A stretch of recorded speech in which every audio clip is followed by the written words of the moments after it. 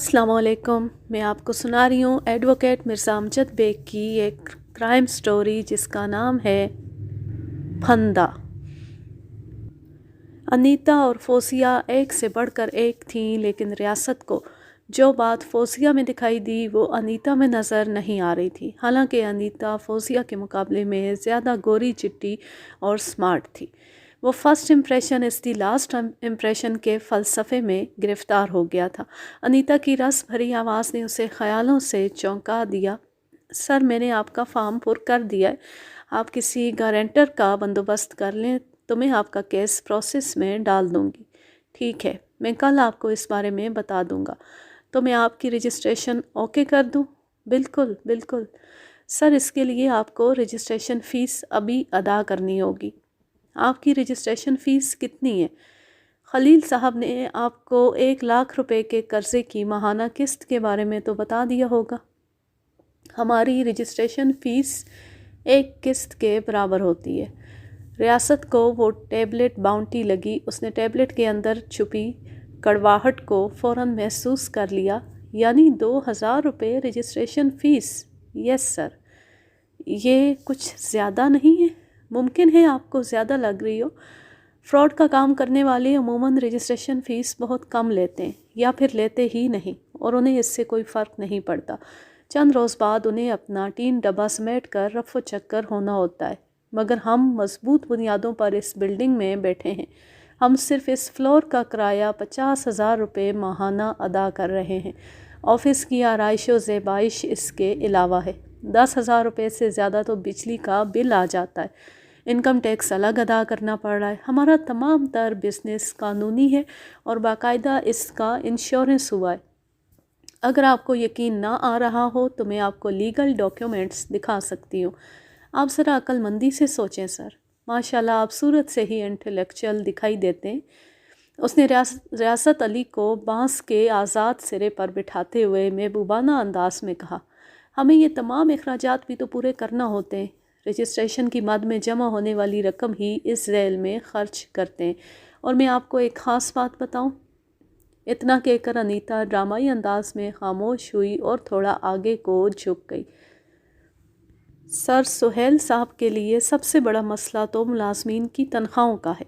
Easy life traders में काम करने वालों को काफ़ी तगड़ी तनख्वाहें दी जा रही हैं। क्या आप अंदाज़ा लगा सकते हैं कि सुहेल साहब मुझे कितनी तनख्वाह देते होंगे? मेरे ख़्याल में आपकी तनख्वाह 4,000 रुपये होगी। ये खुसूसी रियायत उसने अनीता को एक दिलकश और ख़ूबसूरत लड़की होने के नाते दी थी, क्योंकि उसकी अपनी तनख्वाह 2,000 रुपये थी।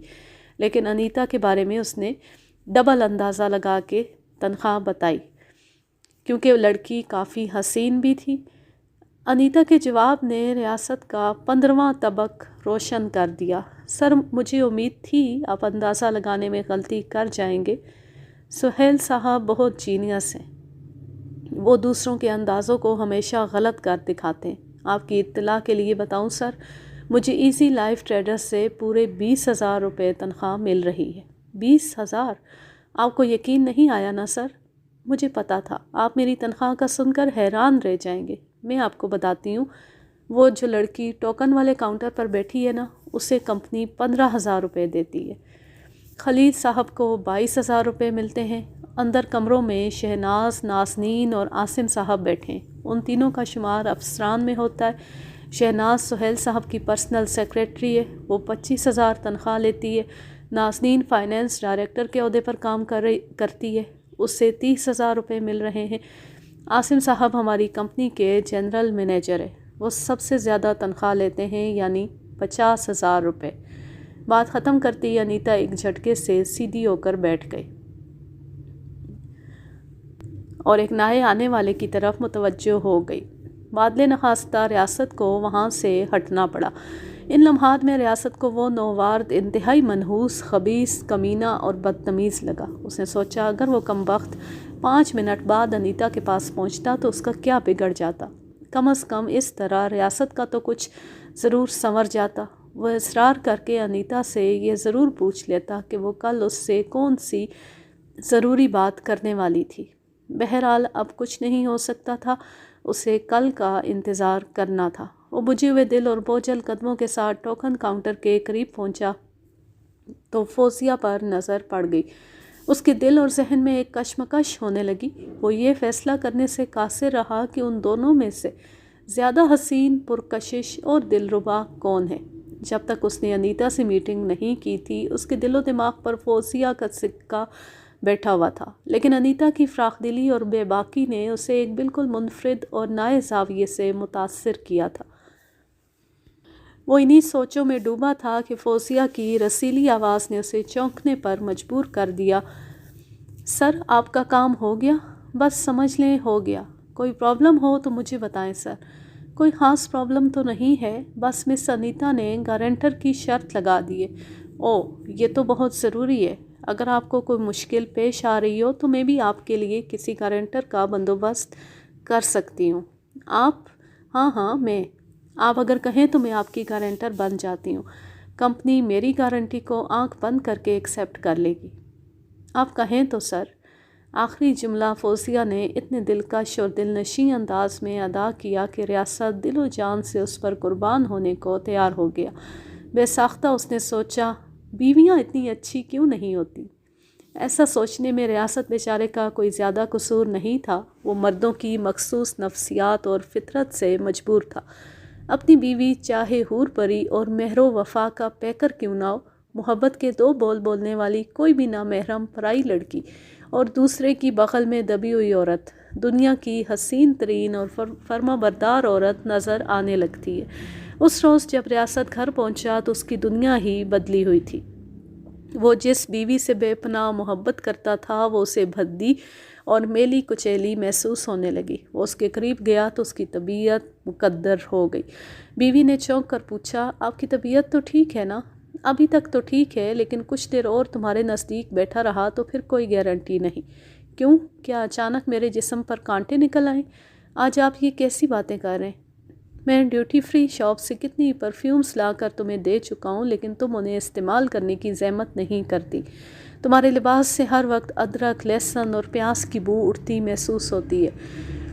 بیوی وہی تھی جو 10 سال سے اس کے قدم سے قدم اور شانے سے شانہ ملا کر چل رہی تھی۔ اس کا لباس بھی ویسا ہی تھا جیسا عموماً وہ پہنتی تھی۔ آج تک ریاست کو اس کے لباس میں سے ادرک، لہسن اور پیاز کی بو امڑتی محسوس نہیں ہوئی تھی، لیکن آج تک، اور آج تو وہ خوشبوؤں سے مہکتے ہوئے دو بدنوں کے قرب میں حسین لمحات گزار کر آیا تھا۔ وہ اب تک اسی گفتگو کے نشے میں چور تھا۔ وہ بیوی کو بھی اسی ترازو میں رکھ کر تول رہا تھا اور یہ بھول رہا تھا کہ شاطر شکاری اپنی شکارگاہ کی پرکششی، رنگینی اور سنگینی کے بل بوتے پر ہی تو کامیاب شکار کھیلتے ہیں۔ بیوی دور اندیش تھی، سمجھ گئی کہ شوہر کو کوئی ٹینشن ہوگی، چنانچہ اس نے فوراً گفتگو کا موضوع بدل دیا۔ آج آپ کو قرضہ دینے والی کمپنی میں معلومات حاصل کرنے جانا تھا، اس کا کیا ہوا؟ وہ بیچاری نہیں جانتی تھی کہ موضوع وہی ہے۔ اب بھی کوئی کسی کے دل میں اتر کر تو نہیں دیکھ سکتا نا۔ ریاست نے فوزیہ اور انیتا کے تصور میں کلابازیاں لگاتے ہوئے مسرور کن لہجے میں کہا، میں نے اس سلسلے میں مکمل معلومات حاصل کر لی ہیں۔ انشاءاللہ ہمیں قرضہ جلد مل جائے گا۔ سچ؟ انہوں نے کوئی کڑی شرط وغیرہ تو نہیں رکھی؟ صرف ایک ہی کڑی شرط ہے، رجسٹریشن فیس 2000 روپے پہلے دینا ہوگی۔ اس کے بعد تو قرض کی ماہانہ قسط 2000 روپے بن جائے گی۔ گارنٹر والا مسئلہ چونکہ فوزیہ نے حل کر دیا تھا، لہٰذا اس نے بیوی سے نہ اس بات کا تذکرہ کیا اور نہ ہی اس مسئلے کا حل پیش کرنے والی کا۔ 1 لاکھ پر ہمیں کتنی رقم دینا ہوگی؟ 10,000 روپے، یعنی 10% زیادہ۔ کیا رجسٹریشن والے 2000 روپے بعد میں ادائیگی والی رقم میں ایڈجسٹ کر لیے جائیں گے؟ نہیں، ان 2000 کا کوئی حساب نہیں، نہ پہلے اور نہ بعد میں۔ اچھا، تو اب میں سمجھی آپ اس قدر پریشان اور دباؤ میں کیوں ہیں۔ اچھی اور نیک سیرت بیویاں اپنے شوہروں کے بارے میں بڑی خوش گمان ہوتی ہیں۔ ریاست علی کی بیوی بھی اسی قسم کی تھی۔ اس بات سے بحث نہیں کہ بیویوں کی یہ عادت مفید ہے یا نقصان دہ، لیکن ایک بات وثوق سے کہی جا سکتی ہے کہ شوہروں پر اعتماد کرنے والی ایسی بیویاں ضرور جنت میں جائیں گی۔ کیا سمجھتی ہو تم؟ یہی کہ آپ 2000 روپے کے بندوبست کی وجہ سے فکر مند ہیں۔ ظاہر ہے اتنی بڑی رقم آپ کی جیب میں تو رکھی ہوگی نہیں۔ یہ تو تم بالکل ٹھیک کہہ رہی ہو۔ اب زیادہ پریشان نہ ہو، میں نے گھر کے خرچے میں سے تھوڑا تھوڑا بچا کر کچھ رقم پس انداز کر رکھی ہے۔ مجھے امید ہے 2000 روپے تو نکل ہی آئیں گے۔ ریاست نے ایک گہری اور اطمینان بھری سانس خارج کی۔ تم نے میرے دل و دماغ سے ایک بڑا بوجھ اتار دیا۔ ریاست نے کچھ غلط بھی نہیں کہا تھا۔ واقعی وہ 2000 روپے کے لیے سخت فکر مند تھا، لیکن اس نے محسوس کیا کہ اس کے دل و دماغ کا بوجھ کم ہونے کی بجائے کچھ اور بڑھ گیا تھا۔ وہ رات ریاست علی نے فوزیہ اور انیتا کی یادوں سے لپٹ کر سونے کی کوشش میں جاگتے ہوئے گزار دی۔ آئندہ روز وہ اپنی بیوی سے 2000 روپے لے کر ڈیوٹی پر چلا گیا۔ پھر لنچ کے وقفے میں وہ سیدھا ایزی لائف ٹریڈرز کے آفس پہنچ گیا۔ وہاں کے تمام امور باحسن طریقے سے طے پا گئے تھے۔ ریاست علی نے 2000 روپے شناختی کارڈ کی فوٹو کاپی کے ہمراہ انیتا کے حوالے کیے۔ گارنٹر کے خانے میں مس فوزیہ کا نام درج کر دیا گیا اور ضروری مقامات پر جب ریاست علی اور فوزیہ کے دستخط ہو گئے تو مس انیتا نے اس سے کہا، سر آپ کے قرضے کے سلسلے میں ضروری کاغذی کارروائی ہو گئی ہے، اب آپ 1 ہفتے کے بعد آ کر معلوم کر لیں۔ 98,000 کے چیک کے بارے میں خلیل صاحب نے آپ کو بتا دیا ہوگا۔ اس نے اسبات میں سر ہلایا۔ خلیل نے اسے بتایا تھا ادائیگی کی پہلی قسط کاٹ کر ہی وہ چیک جاری کریں گے، باقی 1,08,000 روپے اصل زر پلس مارک اپ وہ 2,000 روپے ماہوار کے حساب سے وصول کریں گے۔ اس طرح مکمل ادائیگی میں 54 ماہ یعنی 4.5 سال کا عرصہ لگے گا۔ یہ تمام حساب کتاب تو ریاست کی سمجھ میں آ گیا تھا، لیکن وہ انیتا کی زبان سے بھی تسلی کے کلمات سننا چاہتا تھا، اس لیے وہ اس سے پوچھ بیٹھا، جب ساری کاغذی کارروائی مکمل ہے تو پھر 1 ہفتے کی دیر کیوں؟ سر آپ ہماری مجبوریوں کو بھی تو سمجھنے کی کوشش کریں۔ فوزیہ تو ہماری کمپنی کی ملازم ہے، اس کی گارنٹی کو چیک کرنے کی ضرورت نہیں، لیکن آپ نے جو دیگر قوائف بھروائے ہیں ان کی پڑتال تو ہمیں کرنا ہے نا۔ اسی کام کے لیے ہمیں 1 ہفتہ درکار ہے۔ ویریفیکیشن کے لیے ہم نے 10 افراد کا عملہ رکھا ہوا ہے جو پورے کراچی میں موٹر سائیکلوں پر دن بھر چکراتے پھرتے ہیں۔ ہمارے پاس درجنوں نہیں، سینکڑوں نہیں بلکہ ہزاروں درخواستیں وصول ہوتی ہیں جن کی ویریفیکیشن بہت ضروری ہوتی ہے سر۔ آپ تو جانتے ہیں 5 انگلیاں ایک جیسی نہیں ہوتی۔ کچھ لوگ ہمارے ساتھ فراڈ کرنے کی کوشش کرتے ہیں۔ وہ ہمیں چکر دینے کے لیے درخواست قرضہ میں بعض اندراج بوگس یا غلط کروا دیتے ہیں، اور ویریفیکیشن پر پتہ چلتا ہے کہ اس ایڈریس پر تو وہ شخص رہتا ہی نہیں جس نے ہمیں قرضے کے لیے درخواست دے رکھی تھی۔ اس لیے ہم چیک جاری کرنے سے پہلے اپنی تسلی کی خاطر ویریفیکیشن ضرور کرواتے ہیں۔ سر آپ کے تمام اندراجات تو بالکل درست ہیں نا؟ 100%۔ یہی بات ہے سر، اب سب لوگ آپ کی طرح ایماندار اور نستعلیق تو نہیں ہوتے نا۔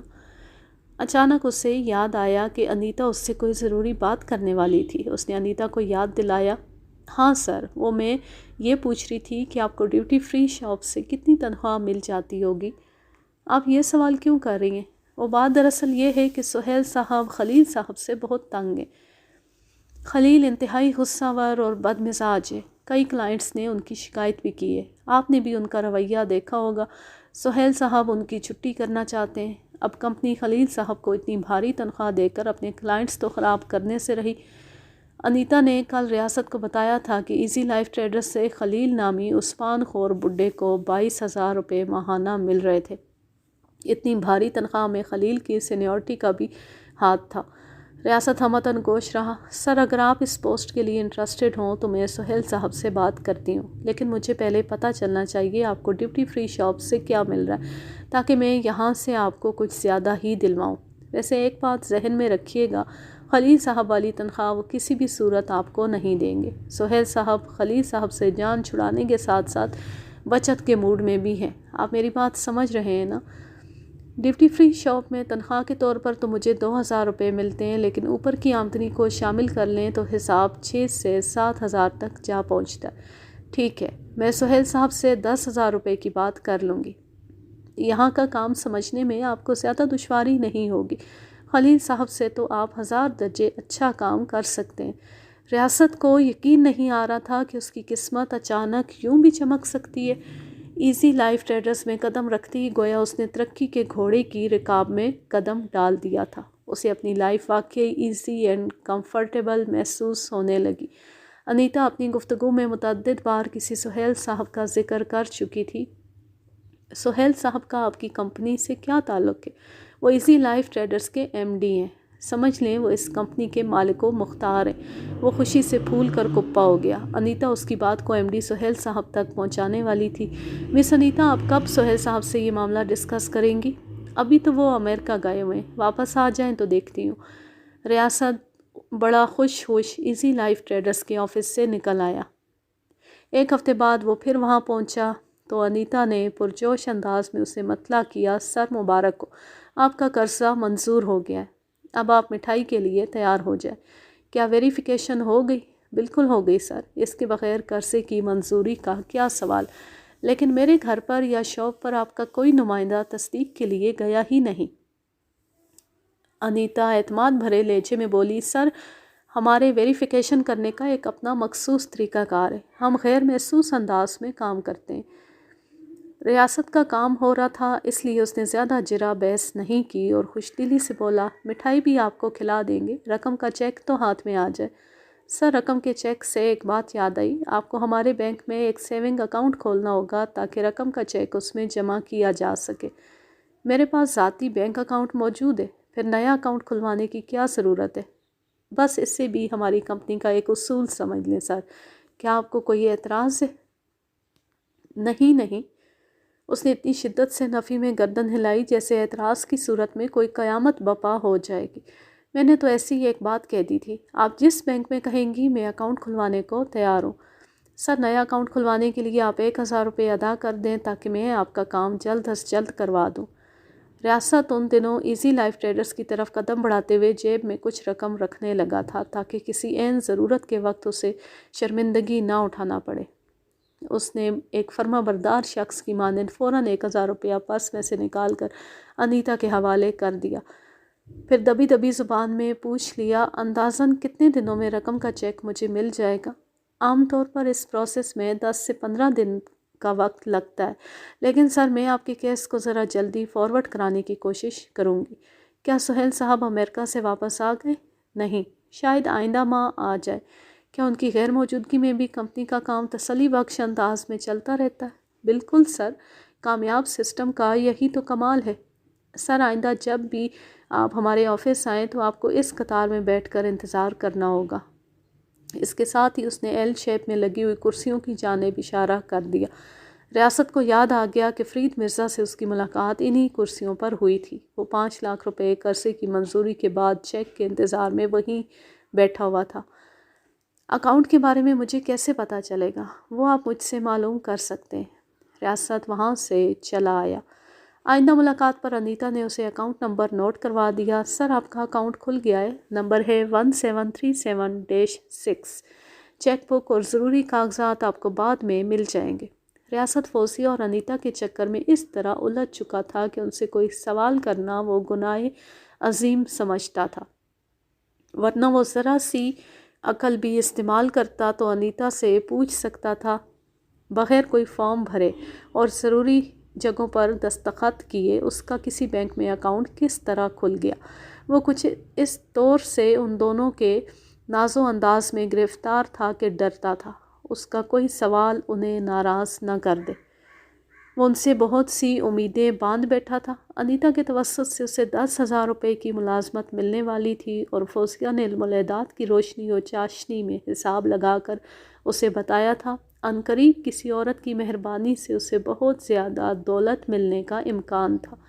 ریاست کے ذہن میں اس سہارا عورت کے حوالے سے انیتا کا چہرہ ہی گھومتا اور جھومتا رہتا تھا۔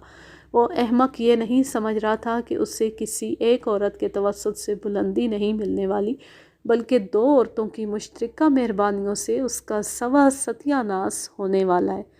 ایزی لائف ٹریڈرز کی 2 نمائندہ حسین اداکاراؤں نے ریاست علی کو کس طرح بے وقوف بنا کر لگ بھگ 4,000 روپے ہتھیا لیے تھے، یہ تو واضح طور پر نظر آ رہا تھا۔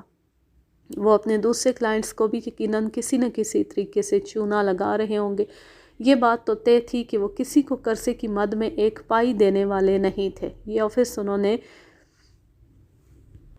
لام یہ لے کی بنیاد پر کھولا تھا۔ دال یہ دے کا لفظ ان کی اول و آخر فراڈ لغت میں کہیں درج ہی نہیں تھا۔ کسی نے سچ کہا ہے، جب تک بیوقوف زندہ اور موجود ہیں، عقل مند بھوکا نہیں مر سکتا۔ اس سفاک حقیقت کا بیان ثبوت ایزی لائف ٹریڈرز کی صورت میں آنکھیں رکھنے والوں کو نظر آ رہا تھا۔ انیتا نے اسے بتایا چیک ملنے میں عموماً 10 سے 15 دن لگ جاتے۔ اسے بینک اکاؤنٹ نمبر نوٹ کروا چکی تھی اور ساتھ ہی یہ بھی تاکید کر دی تھی کہ آئندہ وہ اس سے رجوع کرنے کے بجائے ایل شیپ کرسیوں کی قطار سے رجوع کرے۔ وہ چونکہ انیتا اور فوزیہ کی بات کو حتمی سمجھنے لگا تھا، لہٰذا ہدایات پر عمل کرنا بھی ضروری ٹھہرا۔ تیسرے ہی روز اس کی ملاقات فرید مرزا سے ہو گئی۔ کمال ہے مرزا صاحب، آپ ابھی تک ادھر ہی نظر آ رہے ہیں، تو پھر کیا میں سمندر میں ڈوب مروں؟ وہ کھڑے ہوئے لہجے میں بولا۔ مرزا کا یہ انداز ریاست کے لیے بالکل نیا اور حیران کن تھا۔ کیا بات ہے مرزا صاحب، آج آپ کی طبیعت ٹھیک نہیں لگ رہی، خیریت تو ہے نا؟ خیریت کہاں ہے میاں، میں تو ان بدماشوں کی وجہ سے پریشان ہو کر رہ گیا ہوں۔ 5 لاکھ روپے کے قرضے کے لالچ میں اب تک لگ بھگ 20,000 روپے ان کو دے چکا ہوں، لیکن چیک ہے کہ ملنے کا نام ہی نہیں لے رہا۔ مرزا صاحب، چیک ایشو ہونے میں 10 سے 15 دن، بس میاں بس، مجھے یہ کہانی مت سناؤ۔ میں 1 ماہ سے ان کرسیوں پر بیٹھ کر چیک کا انتظار کر رہا ہوں۔ 1 ماہ پہلے تمام پروسیس ہو گیا تھا، اب یہ لوگ آئے روز مجھے ٹہلا رہے ہیں، کبھی کوئی بہانہ تو کبھی کوئی بہانہ۔ میں اس نتیجے پر پہنچا ہوں کہ یہ خوبصورت لڑکیوں کے ذریعے بڑا حسین فراڈ بزنس کر رہے ہیں۔ یہ ہرافائیں، اس نے فوزیہ اور انیتا کی جانب باقاعدہ انگلی سے اشارہ بھی کر دیا، لوگوں کو اپنے ناز نخروں سے پھانس کر رکھتی ہیں۔ میں نے تو صرف 20,000 گنوائے ہیں، پتہ نہیں کتنے لوگ لاکھوں کروڑوں روپے پھنسائے بیٹھے ہوں گے۔ ریاست کو مرزا کی باتیں اچھی نہیں لگیں، وہ ایزی لائف ٹریڈرز کو برا بھلا اور فراڈ کہہ رہا تھا، خاص طور پر جب اس نے انیتا اور فوزیہ کے لیے حرافہ کا لفظ استعمال کیا تو اس کے شیشہ دل کو ٹھیس لگی۔ اس نے جی ہی جی میں مرزا کو 1 لاکھ سنائی اور رسماً پوچھ لیا، جیسے بن بلائے اور زبردستی مسلط مہمان کو جھوٹے منہ پوچھ لیا جاتا ہے کہ آپ گرم لیں گے یا ٹھنڈا۔ مرزا صاحب، آپ کے بقول یہ لوگ مختلف ہیلوں بہانوں سے 1 ماہ سے آپ کو ٹہلا رہے ہیں، چیک نہ دینے کی کوئی وجہ بھی تو بتائی ہوگی انہوں نے۔ کہتے ہیں ایم ڈی صاحب امریکہ گئے ہوئے ہیں، وہ واپس آ جائیں تو چیک جاری ہو جائے گا، اور یہ نہیں بتاتے کہ ایم ڈی صاحب واپس کب آئیں گے۔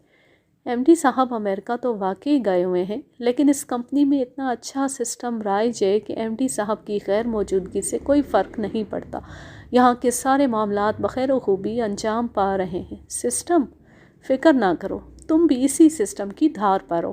میری تو آج عاصم صاحب سے میٹنگ ہے، ایم ڈی کی غیر موجودگی میں وہی سب سے زیادہ سینئر ہے۔ میں ان سے صاف صاف کہہ دوں گا، مجھے کوئی قرضہ نہیں چاہیے، آپ لوگ میرے 20,000 روپے واپس کر دیں۔ عاصم صاحب جی ایم ہیں، کوئی تو تسلی بخش جواب دیں گے نا۔ اس نے بات ختم ہی کی تھی کہ عاصم صاحب کے لیے اس کی ملاقات آ گئی۔ فرید مرزا 15 منٹ تک جی ایم کے کمرے میں بند رہا، پھر جھنجھلایا سٹ پٹایا سا نکلا اور ریاست کی طرف نگاہ ڈالے بغیر وہ آفس سے نکل گیا۔ ریاست نے اندازہ لگا لیا کہ اندر عاصم صاحب سے اس کی اچھی خاصی گرما گرمی ہوئی ہوگی۔ مرزا کے رخصت ہونے کے بعد ریاست انیتا کے پاس پہنچا اور اسے مرزا کے کمپنی کے بارے میں خیالات سے آگاہ کیا۔ وہ سرسری سے لہجے میں بولی، سر آپ خود سوچیں، ہم نے یہاں کوئی لوٹ سیل تو نہیں لگا رکھی کہ آنکھیں بند کر کے چیک بانٹتے رہیں۔ مرزا صاحب نے جو کوائف دیے تھے ان میں خاصی گڑبڑ ہے۔ ہم نے اپنے ویریفیکیشن ڈپارٹمنٹ سے کراس چیک بھی کرایا ہے اور پتہ چلا ہے مرزا نے اچھی خاصی غلط بیانی سے کام لیا ہے۔ ہم نے انہیں اس بارے میں بتایا تو وہ ایک سیاسی شخصیت کی سفارش لے کر آ گئے، ان کا چیک اسی وجہ سے رکا ہوا ہے۔ بس ایم ڈی صاحب کا انتظار ہے، ہم ان کی غیر موجودگی میں کوئی ڈیسیژن نہیں لے سکتے۔ انیتا کی وضاحت نے وقتی طور پر اس کی تسلی کر دی، لیکن مرزا کی باتیں اس کے دل و دماغ میں چکراتی رہیں۔ اگلے روز سے اسے آفس میں مرزا کی شکل دکھائی نہ دی۔ اس نے انیتا سے پوچھا تو پتہ چلا مرزا اور عاصم میں خاصی تلخ کلامی ہو گئی تھی، جس کے نتیجے میں عاصم صاحب نے اسے صاف صاف کہہ دیا ہے کہ ہم اس کا کیس ختم کر رہے ہیں۔ اب وہ ہم سے کسی قرضے کی امید نہ رکھے اور اپنی دی ہوئی رقم 1 ہفتے بعد آ کر لے جائے۔ ہم اس قسم کے پھڈے باز سیاسی لوگوں سے لین دین نہیں کرتے۔ اس وضاحت نے کمپنی کی جانب سے ریاست کا دل صاف کر دیا، لیکن یہ صفائی زیادہ عرصے تک برقرار نہ رہ سکی۔ مرزا نے جو اس کے ذہن میں شک کا بیج بو دیا تھا، اس نے دیکھتے دیکھتے جڑ پکڑ لی۔ پھر ہر گزرتے لمحے کے ساتھ اس میں سے کونپلیں پھوٹنے لگی۔ اس دوران میں وہ 10-15 دن بھی گزر گئے جس مدت میں اسے یقیناً چیک مل جانا تھا۔ نہ اسے چیک ملا اور نہ ہی فرید مرزا سے پھر اس کی ملاقات ہوئی۔ اب اسے مرزا کا انتظار رہنے لگا تھا کہ معلوم کرے عاصم صاحب سے اس کی کیا بات ہوئی ہے۔ مرزا کے مسلسل غیاب کو دیکھ کر اس نے اندازہ لگا لیا کہ شاید وہ اپنے 20,000 روپے وصول کر کے اس کمپنی کا راستہ بھول گیا۔ رفتہ رفتہ اس کے ذہن میں یہ خیال پختہ ہوتا گیا کہ ایزی لائف ٹریڈرز والے لائف کو ایزی بنانے کے بجائے ہارڈ بنا رہے ہیں۔ کہیں نہ کہیں کوئی نہ کوئی گڑبڑ ضرور ہے۔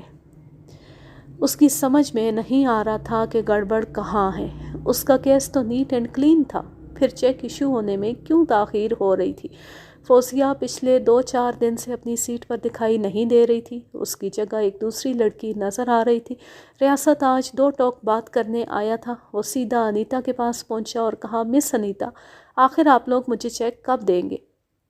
بس سر، تھوڑا سا مسئلہ چل رہا ہے، وہ ٹرخانے والے انداز میں بولی۔ چند دن میں آپ کا چیک مل جائے گا۔ آج انیتا کے رویے میں فرحت بخش سامان نہیں تھا جس کا ریاست کو بارہا خوشگوار تجربہ ہو چکا تھا۔ اس نے محسوس کر لیا کہ وہ اسے ٹالنے کے چکر میں تھی۔ انیتا کے خشک انداز سے مرزا کی کہی ہوئی تلخ اور ترش باتوں کی تصدیق ہونے لگی تو اس نے بیزاری سے کہا، ابھی تک آپ نے مجھے نئے اکاؤنٹ کی چیک بک اور دیگر ضروری کاغذات بھی نہیں دیے، وہ بھی جلد ہی مل جائیں گے۔ اس مرتبہ پہلی دفعہ انیتا نے اسے سر نہیں کہا تھا۔ ریاست کے دل کو ٹھیس لگی۔ وہ اس حسینہ سے ڈھیروں امیدیں باندھ بیٹھا تھا، لیکن اب اسے محسوس ہو رہا تھا اس نے سخت غلطی کی تھی، امیدیں باندھنے میں بھی اور 4,000 روپے پھنسانے میں بھی۔ اس کے ذہن میں فرید مرزا کے الفاظ گونجنے لگے، یہ لوگ خوبصورت لڑکیوں کے ذریعے بڑا حسین فراڈ بزنس کر رہے ہیں، یہ ہرافائیں لوگوں کو اپنے ناز نخروں سے پھانس کر رکھتی ہیں۔ ریاست کو لگا اس کے 4,000 روپے گئے۔ یہ سوچتی اس نے ایک حتمی فیصلہ کر لیا۔ ایم ڈی سہیل صاحب امریکہ سے واپس آ گئے؟ نہیں جی، ابھی تو نہیں آئے، میں جی ایم صاحب سے ملنا چاہتا ہوں۔ انیتا نے گردن اٹھا کر عجیب سی نظر سے ریاست کو دیکھا، ایک لمحے تک کچھ سوچا، پھر اسے جی ایم عاصم کے کمرے کا راستہ دکھا دیا۔ ریاست اس کے پاس سے اٹھا اور جنرل مینیجر کے کمرے میں داخل ہو گیا۔ اسی روز سپہر کے بعد ریاست کو ایزی لائف ٹریڈرز کے جنرل مینیجر عاصم کے قتل کے الزام میں ڈیوٹی فری شاپ سے گرفتار کر لیا گیا۔ آج کے لیے بس اتنا ہی، اب میں لیتی ہوں آپ سے اجازت۔ جانیں خوش رہیں، شاد و آباد رہیں، ہنستے مسکراتے رہیں۔ اللہ حافظ، اللہ نگہبان۔